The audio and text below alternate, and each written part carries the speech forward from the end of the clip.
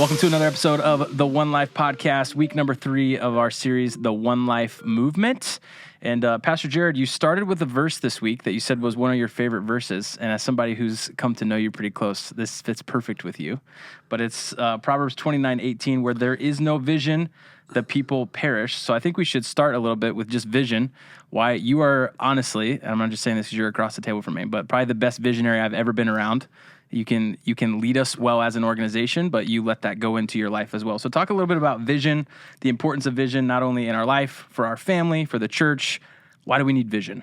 So it's the King James Version. Make sure you put that in. That's how I memorized it as a little kid. So where there is no vision, the people perish. The better translation is where there is no vision, people cast off restraint. It just means when they don't have a clear purpose for their life, they don't end up doing anything. They kind of just are meandering around the world or in their life doing absolutely nothing. And so why vision is so important, that's just like on a personal level. And I brought in another verse with this. I actually saw this week for the first time. In Psalm 126, it's the word dream. Actually just means when you're dreaming, that's when you're the healthiest. Yeah. The healthiest people that I know are people with a clear vision for their life. Yeah. Healthiest marriages, it's when both husband and wife are on the same page and they're going at the same goals. I'm dealing with couples in our church with marriage issues, and one of the first things I find out is like, are you both on the same page? Like, what? And one of the questions I'll ask is, what dreams do you have for your marriage? Like, what goals do you have? Oh, I don't really have any. Yeah. Well, that's an easy reason. Okay, now we're struggling because you're not doing anything on purpose. You're just kind of like coexisting and allowing life to, and that's what it means. Like we cast off restraint and we allow everything else to come into our life instead of us leading our life. Yeah. And that's why it's so important. So personally, in your life, in your marriage, and obviously as a lead pastor for our church, I think one of I think I could say this, before I got here, there was just several years of decline and several years of kind of dysfunction.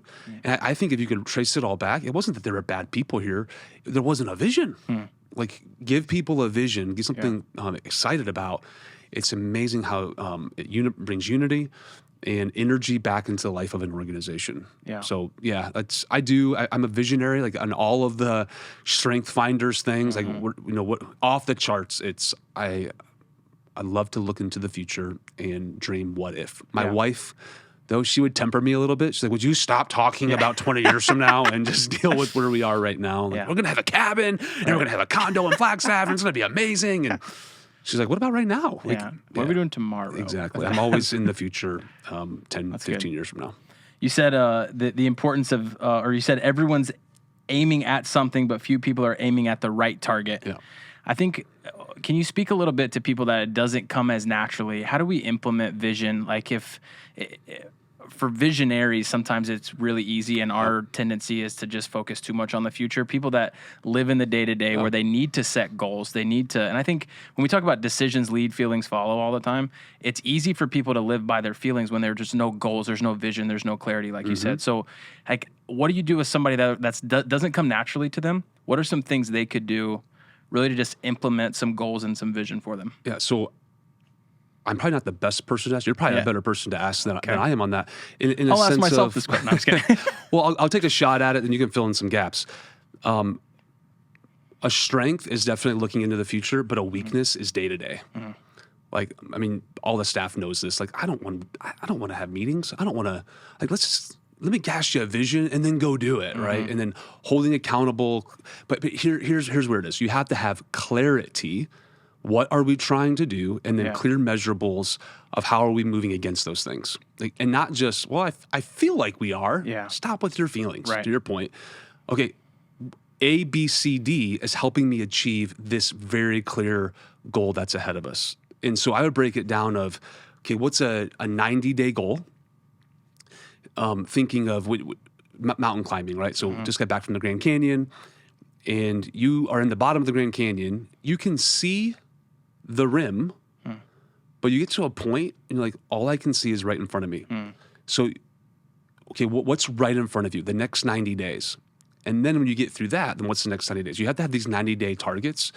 So I look, even for the organization and personally, 90-day targets, 180-day targets, a year, and then a 5-year deal. Like what? Yeah. So I think you just having clarity on all of those things. So if vision doesn't come natural for you, you have to sit down and you have to write those things out. If you're married, write it out with your spouse. And that takes effort, and it's going to feel like a chore, but you have to do it. Yeah. In the same way, because I am such a forward-thinking person, I want to live 20 years down the road, I have to force myself to write the 90-day goal. And so you can go into my office right now, and on my whiteboard it says WIGS, Wildly Important Goals. I'm listed, but on my computer, what are the 90-day things that I'm, like, what's the 90-day mountain that I'm trying to cross right now? Right. And that's just a discipline that you have to live by. Yeah. For your personal life, and then if you're a leader in an organization, same. Yeah, I think you hit it perfect with just the, like, you have to force yourself to do it. Like, we all have strengths, we all have weaknesses. Sometimes in an organization standpoint, we say, like, we're gonna lead to our strengths and staff to our weaknesses to help with that. You don't really get to staff in your marriage, right? Like, I'm just gonna hire somebody else to be a good husband. No, that's not how that works, actually. So like, there's an element of that you just you have to do it. I think identifying first that it is a weakness, knowing what your strengths are, and then being disciplined to implement what needs to be put in place. So here's what we're just speaking as a pastor and as a leader, where I think we have other pastors that watch this, where other pastors get themselves in trouble is they don't want to admit that they have any weaknesses, right? And so I don't want people to know that. Well, it's admittedly, it is a weakness for me to want to do the 90-day, 180-day deal. Like, I would love to live in the future, but I would be a bad leader if I didn't force myself to do that. I was listening to one pastor recently. It said that the goal is not to be a well-rounded leader. It's to build a well-rounded organization, to your point. But I also know I can't build a well-rounded organization unless I'm first honest with who I am as the leader, and then also force myself. And it doesn't give me the right to go, I'm not good at that, we're not doing it. No, that's terrible leadership. Like, nope.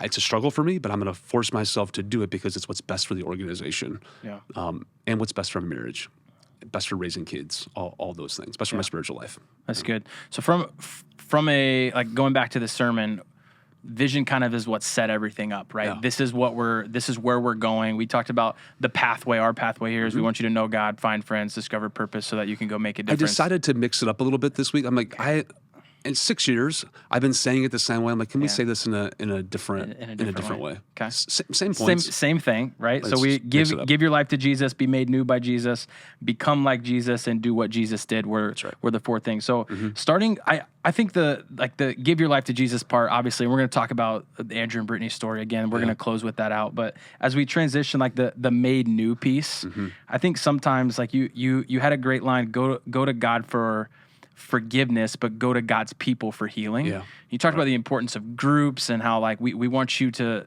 confess your sins to one another. Really just means, like, open up, be vulnerable. It doesn't mean like I did this today, I have to, but, like, just to be open, to be real, to find true friends in that. And ultimately to find freedom, right? And so can you talk to the person? I think that, like, God's people are sinners.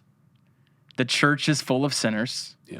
And I think sometimes because of church hurt and things that have happened, people get caught up in this, like, I don't want to let them in, right? And I don't want to open up. And almost new believers are better at this because they're like, I trust anybody. Like, God just saved me. I'll tell you. But, like, church people that have been around and they've been burnt or they've been betrayed, talk to them for a little bit of, like, how do they need to reopen themselves up, and why is it important to, even though you may have had some past hurt, you can't let that get in the way of what God's wanting you to do now. So I'm going to answer this. If you have past hurt in your life and you're afraid to open up, it could be, and this is what I'm trying so hard at One Life Church, like, to create a culture. And I try to lead from the stage this way of, like, I'm not perfect. Like, you do not need to pretend here. One of the things I love about the One Life stories is everybody we're highlighting, guess what? We all have junk in our life. We all have issues. And the amazing thing is God uses broken people to do incredible things. So we can just get honest with the idea of, like, it doesn't matter who you are or what you've done. Like, God loves you, and we firmly believe that there's a good plan and purpose for your life. We all have our issues. So I think church people, you have to get over this idea that you have to be perfect, because you're never going to be. And why I fight so hard at One Life Church is I first got here, people would use the phrase, he or she, I forget the phrase, like, they can't be in leadership anymore because of what they've done. How is that biblical? Yeah.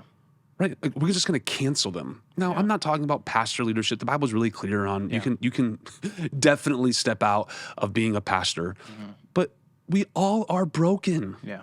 God can use all of us. That's the amazing thing. So I think it's creating that culture. But second, if you're afraid to open up with those people, they're probably not your friends anyway. So if you're not opening up with them, they're probably not opening up with you. It's all surface level. That'd be just a good indication of like, they're probably not the friend that I need in my life.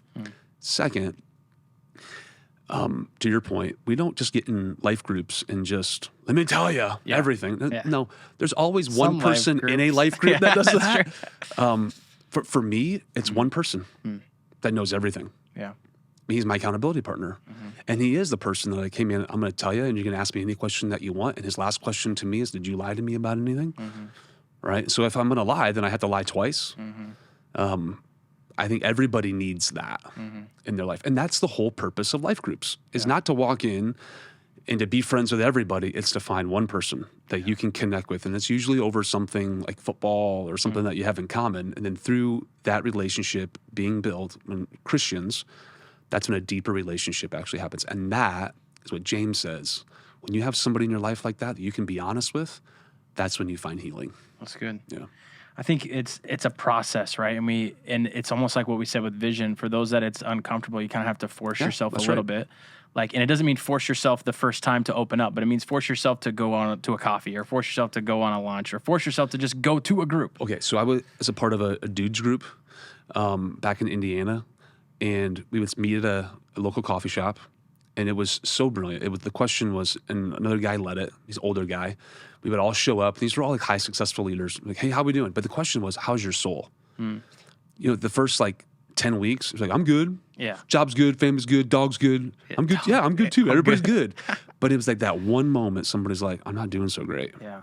And it was like the watershed moment, and all of us got real. But it took 10, 12 weeks for that to even happen. Yeah. And some of those guys today are incredible leaders in our church in Indiana, still very close friends with many of them. Because you bonded over that. So it's just, to your point, it's a process, takes time, but it's so worth it. And then here's what I'll also hear. Let me hit on this for a moment, because people say, I'm an introvert. Yeah. I get a pass. No, you don't. Yeah.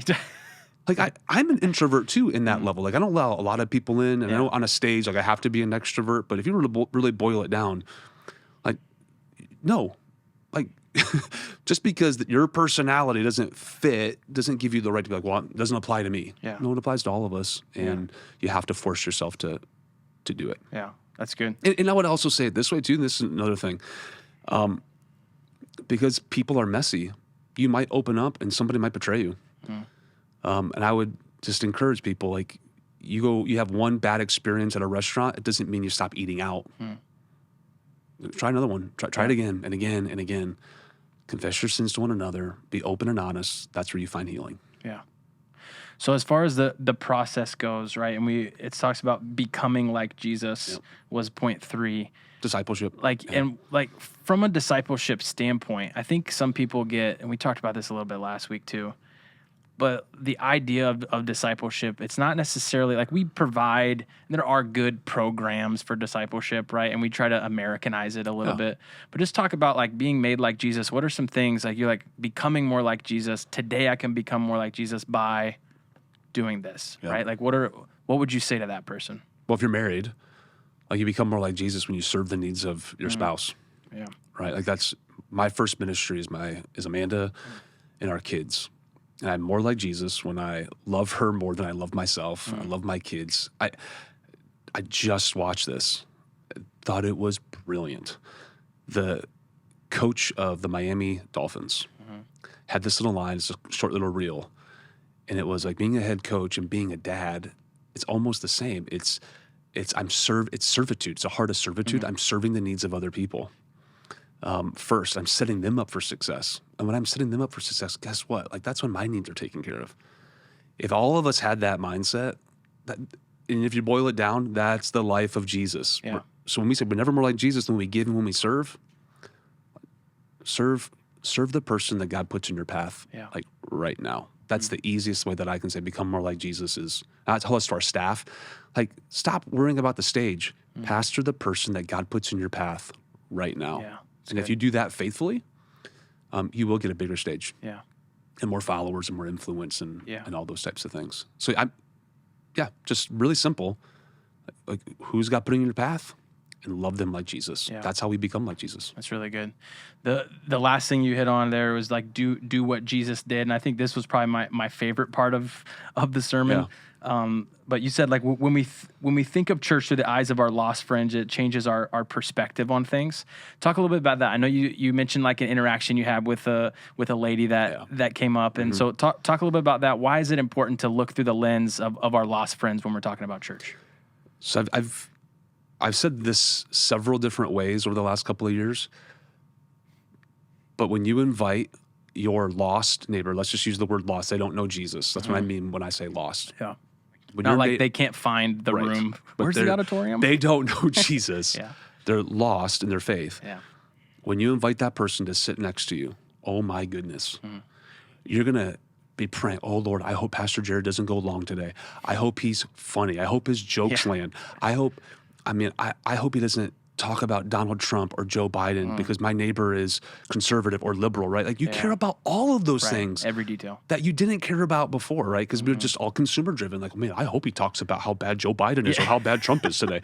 When you have a lost person sitting next to you, it's amazing how quickly all of that stuff begins to shift. And you're thinking like, even the sense of like, oh man, I hope they start on time. I hope the music's good. Yeah. I hope there's no issues. I hope the slides are on time, right? And we can actually pick up with what they're singing. All those things are so true. It's because we're putting it through the lens of somebody who's never been there before. So this lady that comes up to me a couple weeks ago, she's like, Pastor Jared, I totally understand why you do what you do. It all makes sense. I'm like, what do you mean by that?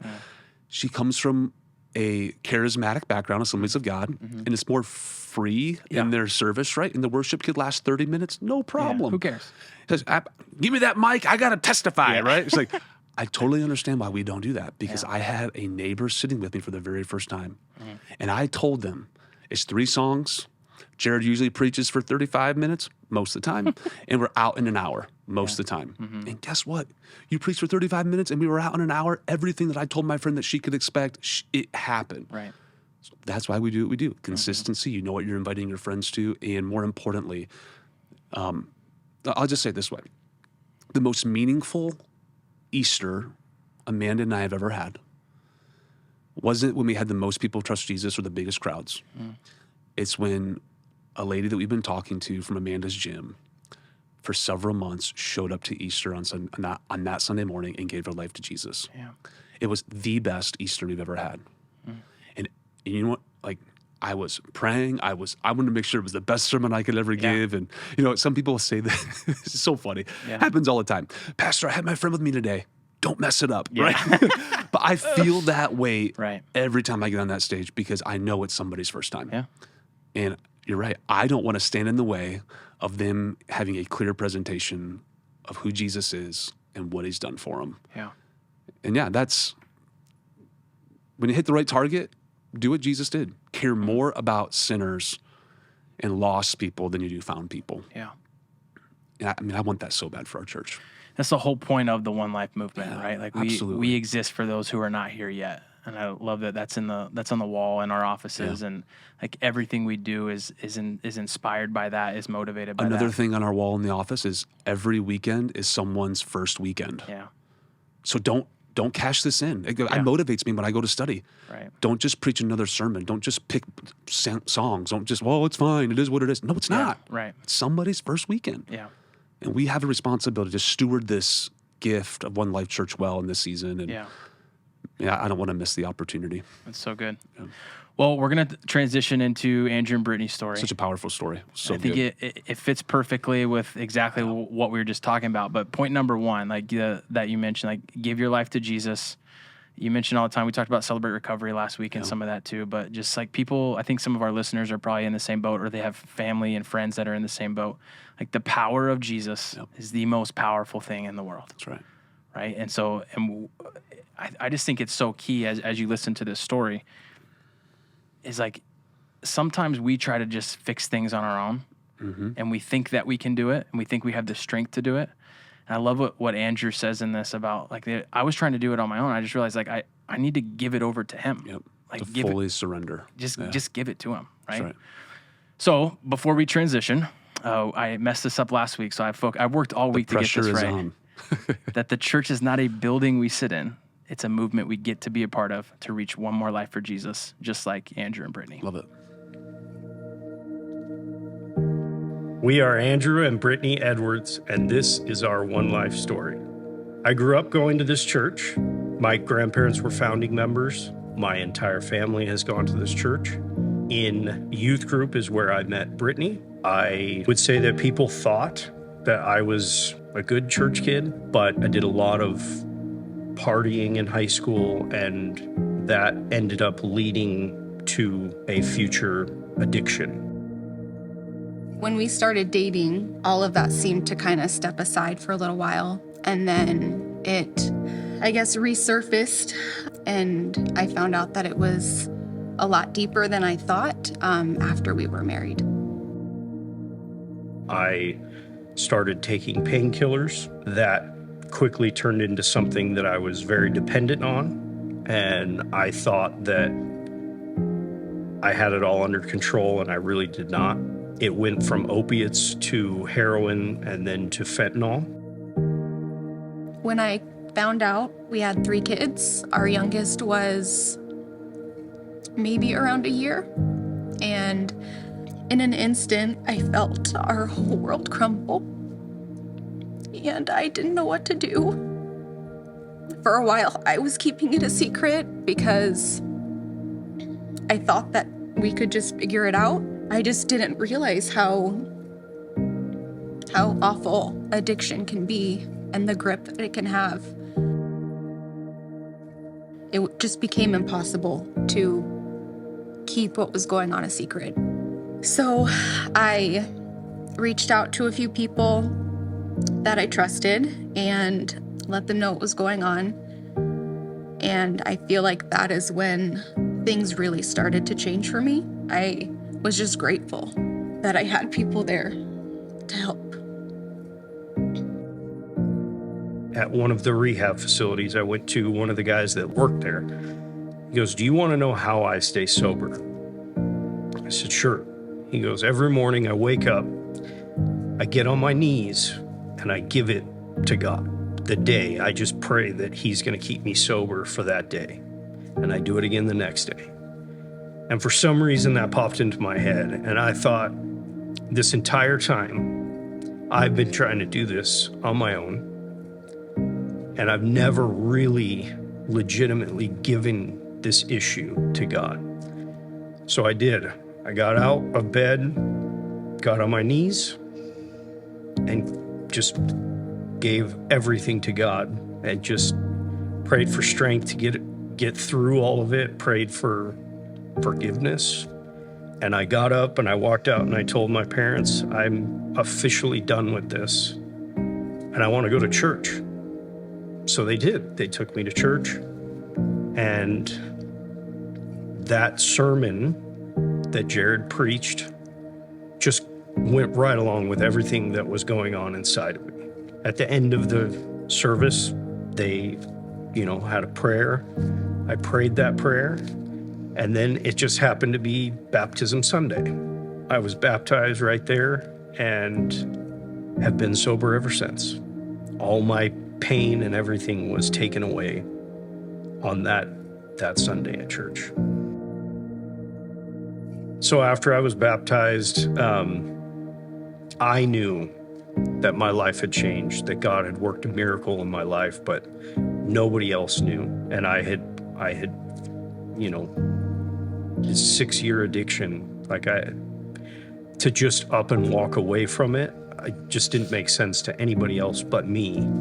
I think in the weeks following that, I really knew that he was healed. But there is still a lot of anger and resentment that I still had. And I think when it changed for me was when I realized that it wasn't just a mistake that he had made, but it was more of a spiritual battle, like for him, for us, for our family.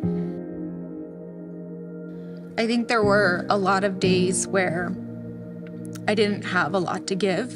That is where our family, our community, our friends really stepped in. They watched our kids so I could work. They bought us groceries, did yard work. We even got a check in the mail for the exact amount that we needed to pay for one of his rehabs. And they didn't know that. They just felt like this is what they wanted to do for us. And looking back, incredible to see the body of Christ work together the way that it did. The continuous prayers that I know other people were praying, I really felt surrounded. Sometimes I think about all that happened, and I just imagine God saying, like, this is gonna be awful, and I'm so sorry, but if you could just see the other side and just trust me, like, you would get it. It wasn't easy, but I can't imagine not having gone through it now. So I've been sober now for 4.5 years. I feel like as my life changed and I started living the life that I was meant to, we've just been blessed ever. Like the blessings I don't feel have stopped.